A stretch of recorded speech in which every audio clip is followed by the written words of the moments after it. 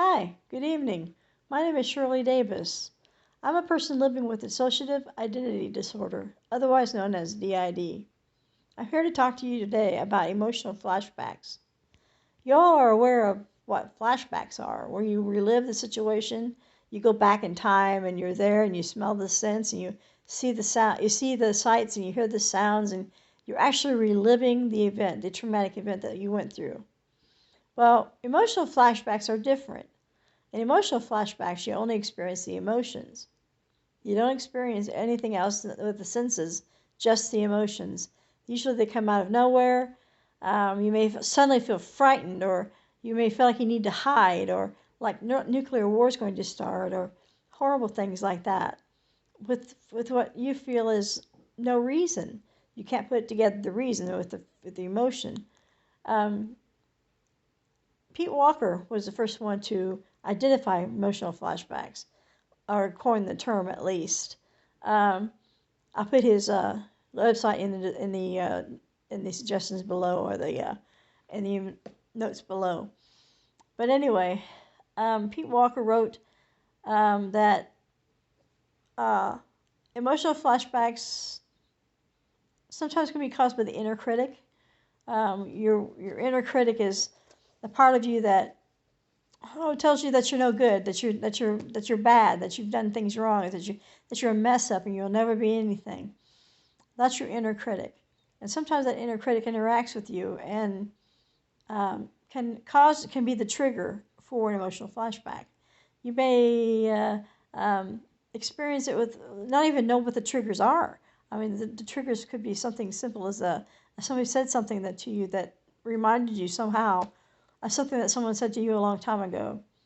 Now, these can be relived over and over again, and there's really no cure for them, although there are ways to manage emotional flashbacks.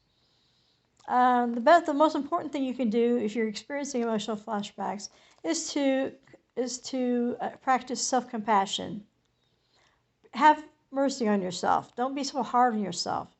If you flash back and you relive something that, or not relive, but relive the emotions of something, don't be hard on yourself because you're not farther along than you thought you should be. It's hard to recover from things like that, and from multiple and repeated traumatic events, abuse situations, or neglect, or narcissistic abuse, sexual abuse. There's all kinds of abuse. If you went through that as a child, it's only natural that you would have flashbacks to the emotions that you felt. Because back then you couldn't feel the emotions. They were suppressed. Because if you felt the emotions, then you would have to admit to yourself that you were powerless. And to be powerless would lead to hopelessness. And hopelessness is just a horrible place to be. So we learned early to suppress those emotions and to keep them pushed down. Well, now as adults, when we're older and we're not in danger like we were when we were kids, we have the emotions surface.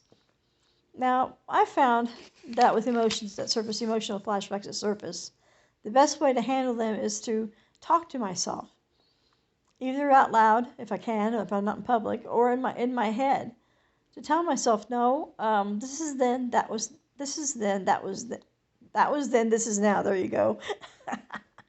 Or that I'm having a flashback. Realizing that your feelings of inadequacy, or emotions like anger, fear, rage, that come out of nowhere, are emotional flashbacks. You could say to yourself, I am having an emotional flashback. And somehow that, just acknowledging that fact, can help you to stabilize and to come back to the here and now.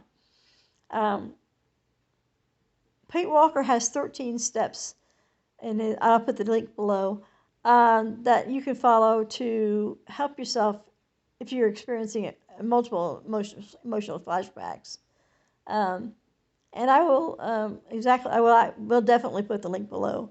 I don't want to make this very long, this video very long, because I'm not the best video maker, But I do enjoy trying to spread the truth about DID and all the aspects of it.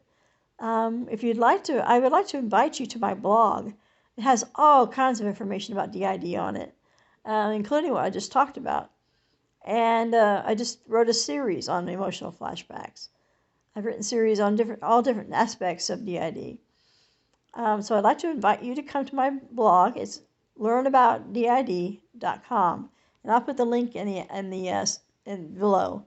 So thank you for being patient with me and for listening to me. And I really appreciate everybody who's signed up for my channel.